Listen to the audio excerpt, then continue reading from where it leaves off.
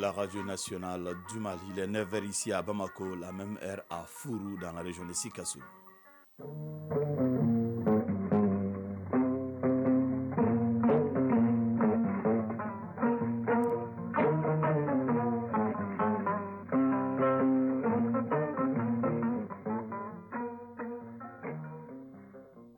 Le journal Fousséni Tunkara.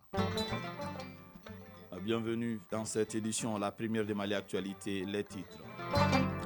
Au début de ce journal, nous parlerons de la session ordinaire de septembre de la conférence épiscopale du Mali. La rencontre de quelques jours a porté la réflexion sur certains sujets concernant la vie de la nation. Focus santé, le sujet de ce dimanche porte sur la glande thyroïde. Cet organe situé entre la tête et le cou contrôle plusieurs fonctions vitales comme le rythme cardiaque, la croissance, la faim ou même le sommeil. Au menu de la page sport, nous parlerons de la Super Coupe du Mali. Le Djoliba s'est adjugé le trophée Ben Oumar Sy face à l'AS Real hier samedi. Nous parlerons aussi du tirage au sort du CHAN Algérie 2023 qui a fixé le Mali dans le groupe D en compagnie de l'Angola et de la Mauritanie. Mesdames et messieurs, bonjour à vous, merci et bienvenue dans ce journal. D'abord, cette nouvelle, le Premier ministre par intérim à la tête d'une forte délégation est à Conakry pour prendre part aux festivités de commémoration du 64e anniversaire de la République de Guinée, prévu donc ce dimanche. Le colonel Abdoulaye Maïga est l'envoyé du président de la transition, le colonel Assimi Goïta, pour témoigner toute la solidarité du peuple malien à la République sœur de Guinée. Le Premier ministre par intérim, le colonel Abdoulaye Maïga, est accompagné du président du CNT, le colonel Malik Diaw, et de 5 membres du gouvernement. Je vous en parlais tout à l'heure, en session ordinaire de septembre de la conférence épiscopale du Mali. La rencontre de quelques jours a permis aux participants d'adopter des documents et d'échanger sur plusieurs sujets, dont l'organisation du prochain pèlerinage à Kita. Les évêques ont aussi abordé certains sujets concernant la vie de la nation. Adi Matina. Réunis en session ordinaire de la conférence épiscopale, les évêques du Mali durant quelques jours ont examiné et adopté plusieurs textes. Monseigneur Jonas Dambélé, évêque de Caille, président de la conférence épiscopale du Mali. Nous avons examiné et adopté les cahiers des charges des commissions et secrétariats de la conférence épiscopale du Mali. La ratio nationaliste, institutionniste, sacerdotaliste, document fondamental concernant la formation à la vie et au ministère de prêtres au grand séminaire Saint-Augustin de Bamako. La synthèse nationale de nos travaux préparatoires au synode sur la synodalité qui aura lieu à Rome en 2023. Après la validation de ces textes, les évêques ont abordé plusieurs autres sujets. Monseigneur Jonas Dambélé, évêque de Caille, président de la conférence épiscopale du Mali. Les évêques ont réfléchi sur comment mieux organiser la jeunesse catholique au niveau national et traiter des sujets relatifs à la préparation du pèlerinage marial national qui aura lieu les 19 et 20 novembre 2022 à Kita. Ils ont traité de leur participation à l'intronisation de son Excellence Monseigneur Norbert Turini, nouvel archevêque de Montpellier, France, qui aura lieu le 23 octobre 2022.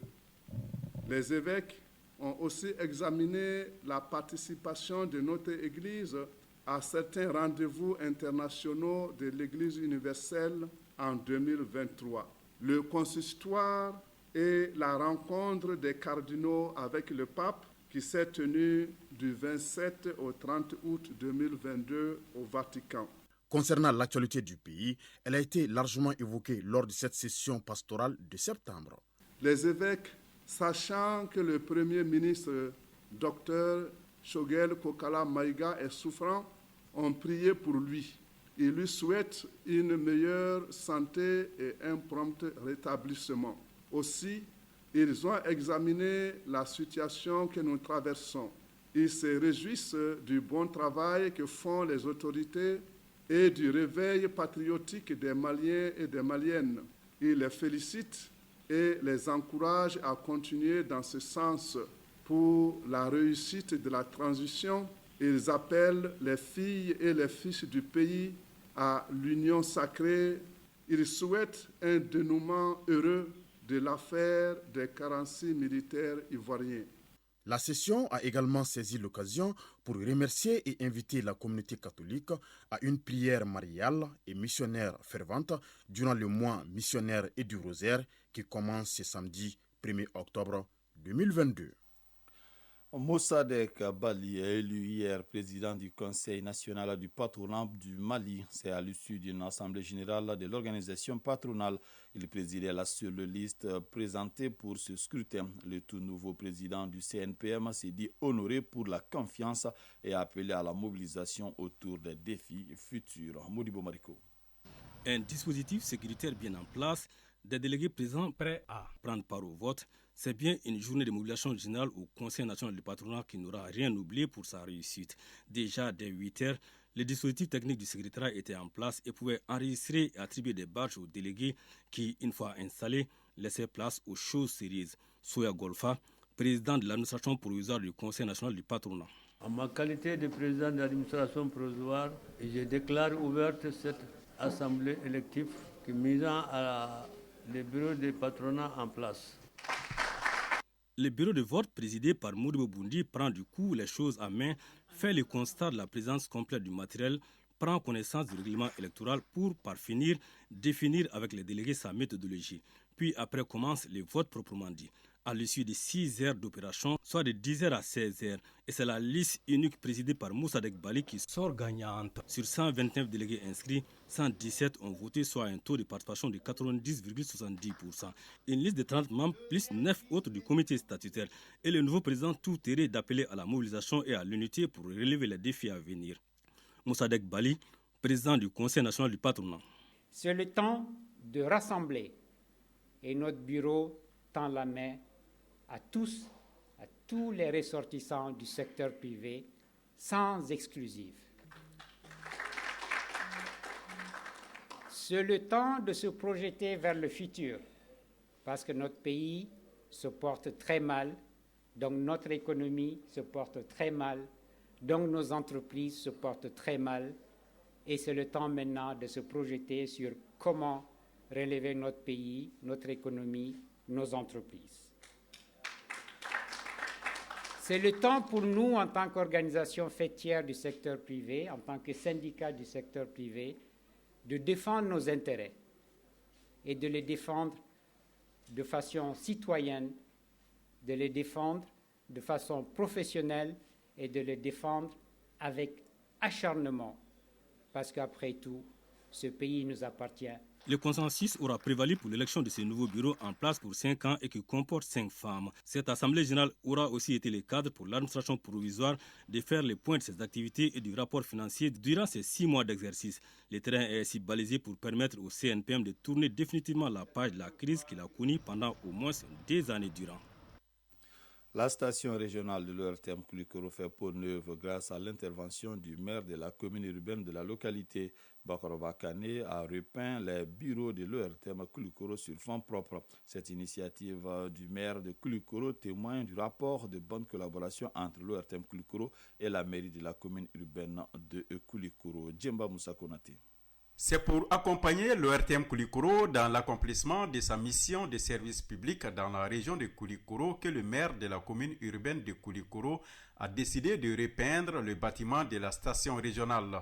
Ce projet de réhabilitation des locaux de l'ORTM est financé par Bakoroba Kane sur fonds propres. Bakoroba Kane, maire de la commune urbaine de Koulikoro. J'ai vu l'état des bureaux. Même dans le bureau du directeur, je vois que tout était délabré. J'ai dit on ne peut pas laisser l'office comme ça. Il faut rénover au moins le siège de l'office pour que le monde entier voit l'office régional de Koulikoro. Ça m'a permis d'envoyer une équipe faire des constats rapidement. Et après leur début, j'ai pris des dispositions. J'ai fait ce travail. C'est pour s'enquérir de la bonne exécution des travaux que le maire s'est rendu à la station régionale.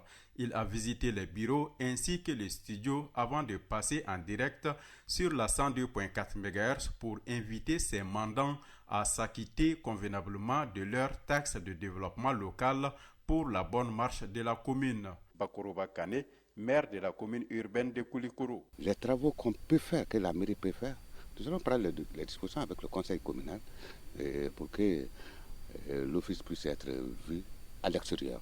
À chaque fois que la mairie a une activité, l'ORTM est le premier. Bakoroba Kane a rassuré la direction régionale de l'ORTM Koulikoro que les collectivités continueront à appuyer l'antenne régionale de l'ORTM dans l'accomplissement de sa mission de service public dans la région de Koulikoro. Le directeur régional de l'ORTM Koulikoro, Boubacar Sissoko, a réitéré les remerciements et les salutations sincères de la direction générale de sa structure auprès des autorités municipales.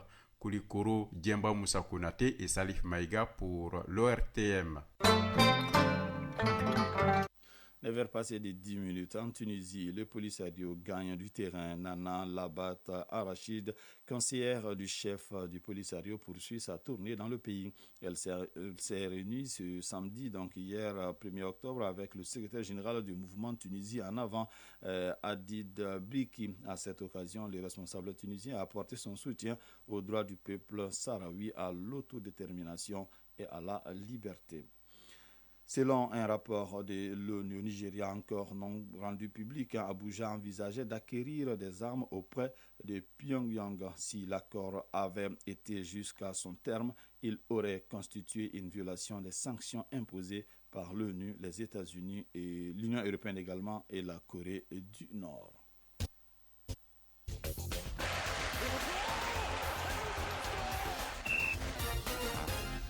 À présent, la page sport et c'est avec vous, Famrou Djourté. Bonjour. Bonjour, Fouzeni. Super Coupe du Mali. Le Djoliba AC s'est adjugé le trophée Ben Omar Sy face à l'AS Real ce samedi. Et c'est le 8e Super Coupe de football pour les Rouges de Bamako. Le Djoliba AC, champion du Mali et détenteur de la Coupe nationale, a battu l'AS Real de Bamako, finaliste de la Coupe du Mali, par le score d'1-0. Ousmane Koulibaly dit Kalaba est l'auteur de l'unique but de la partie à la 47e minute de jeu.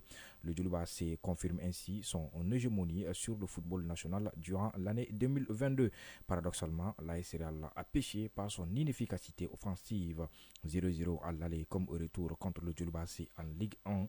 0-0 à l'aller comme au retour contre l'AS Douanes du Burkina Faso en Coupe CAF et double défaite contre le Djoliba AC en finale de la Coupe du Mali 2-0 et en Super Coupe 1-0. C'est donc un triste bilan de 6 matchs, 4 nuls, 2 défaites, aucun but marqué, 3 buts encaissés. Avec cette victoire en Super Coupe, le Djoliba AC démarre de la plus belle des manières la saison 2022-2023. Le tirage au sort du CHAN Algérie 2023 a fixé le Mali dans le groupe D en compagnie de l'Angola et de la Mauritanie. Le Mali, vice-champion d'Afrique en titre, a hérité d'une poule A3. Dans le groupe D, le Mali croise l'Angola et la Mauritanie. C'est dire que chaque match constitue une finale pour la qualification au prochain tour, car seul le premier se qualifie pour les 4 quarts de finale.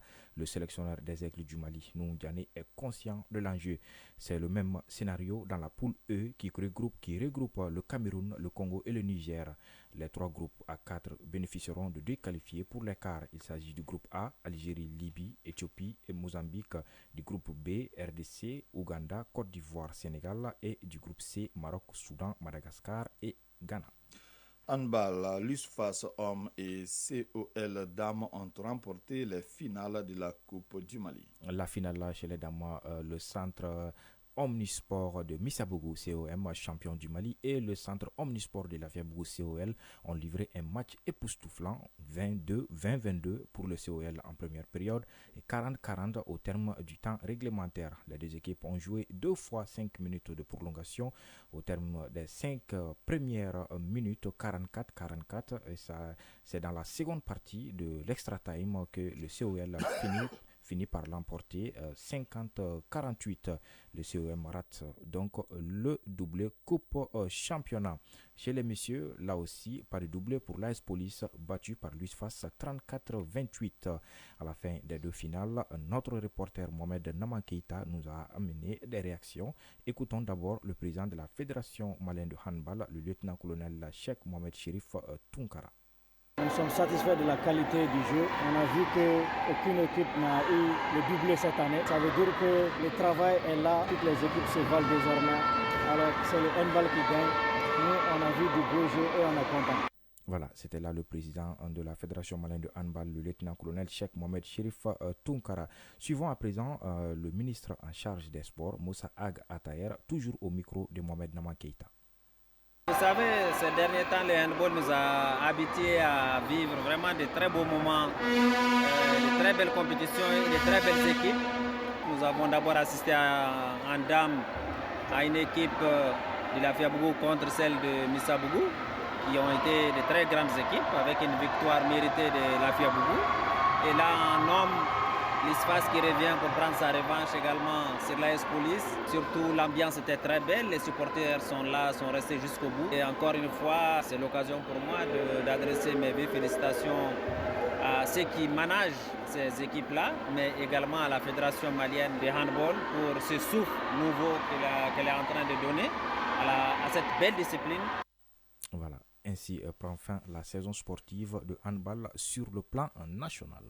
Cyclisme, Grand Prix Chantal Biya, le top départ, c'est ce matin au Cameroun. Et c'est jusqu'au 10 octobre. 5 cyclistes maliens ont été sélectionnés par la fédération malienne, pour être au rendez-vous du Grand Prix Chantal Biya. Il s'agit du capitaine Yaya Diallo, du champion en titre Moussa Togola, du maillot jaune du Tour du Mali 2020 Isiaka Koulibaly, de Youssouf Mariko et Djantouba Diallo sous la supervision du directeur sportif Abdoul Djabati. C'est une équipe complète composée de sprinters, de grimpeurs et de rouleurs qui devrait ramener le maillot jaune au Mali.